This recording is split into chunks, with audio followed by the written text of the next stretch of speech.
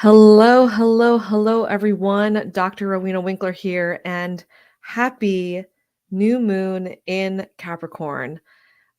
We are in this new year, and with that, we have this energy of Capricorn, which we'll get into in a little bit. That I think is most likely going to serve us well. And yeah, so since we're here in the new year, this goes along with with starting a new year, right? And the new moon, we do intention setting. So thinking about what we intend to have come to fruition in this new year, in this season. And in particular, when we look at the numerology of 2024, this is an 8 year, a number 8 year. And what does that mean? That means in an 8 year, we want to commit to what we want, right? And see what we've wanted come to fruition. And that is by taking action, right? Eight is this very empowering number. It means, taking action, stepping into our personal power. And what better way to do that than with the energy of Capricorn? Capricorn is the perfect energy to be able to make what we want happen because as the sea goat, it's ambitious, and it's got a good work ethic.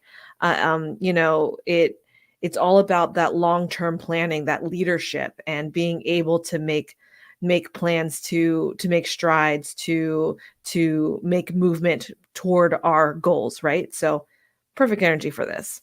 However, I will say, just like to be aware of, that Capricorn is also associated with perfectionism. So now this might be, in New Year's we have our intentions, and one of those things may be pushing against perfectionism and working on perfectionist tendencies. So in addition to, it's good to be able to set those goals, but also keeping in mind that we can master our inner authority and be able to set very healthy, reasonable boundaries, right? This is an opportunity for us to be able to set boundaries and still get our stuff done. Um, you know, towing the line and having that balance of working hard, but also making time and for self-care and self-tending, right? I know that can be difficult, especially with that cap energy, but it's something we want to keep in mind. And you know, just to throw a little human design nerdiness in there, when we think about our inner authority, right? Like, what is the authority in our human design? For example, I'm a sacral authority. So still keeping in mind that when it comes to what I want, making sure it is actually what I want, and getting that sacral buzz when I want something. So look into your authority in human design. Feel free to hit me up if you want more information about that and what that means. And once you get your human design, what that looks like for you and how that can play into it.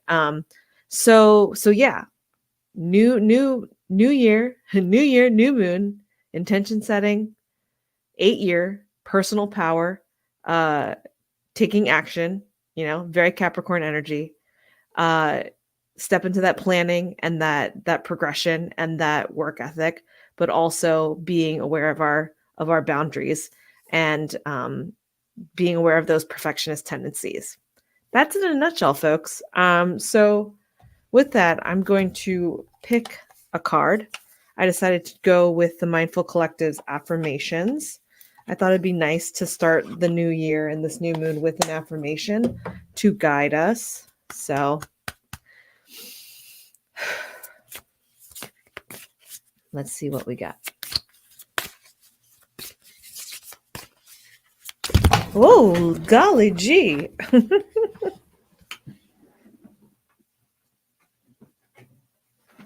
right, well, this one's facing up, so this is the one we're going to go with. Oh, beautiful. I think this is a great one. It's abundance. Abundance. True abundance, my love, is not just about money. True abundance is about recognizing with grace and humility what has already been sent your way.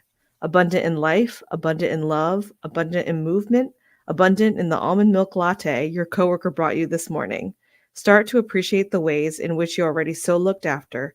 Start to build wealth in the little things, and you will find the rest comes easy. So that's a good reframe there, right? When it comes to abundance and looking at this new year as how can we approach this year with this mindset of abundance in a different way, right? It's not just about not just about the money, not about the material things, right? With Capricorn, we can really get into the nitty-gritty of like the hard work and the work ethic and the material goods. Um, but how can we take that same energy, that same motivation and put it into toward the little things, toward the little moments, still having that progression, but maybe not in the same way of like this hustle and drive culture, right? It's like that let's not do this hustling, but maybe it's in those moments we spend with our loved ones or in in the acts of kindness that happen or in taking naps, right? Makes me think of Trisha Hersey's like rest is resistance, right? So yeah, think about those things. With that, I hope you have a lovely new moon. A couple of things you could do in terms of rituals if you're interested in that, right? Capricorn is an earth sign. So you could write your intentions and then bury them into the ground. So that's something that you can do.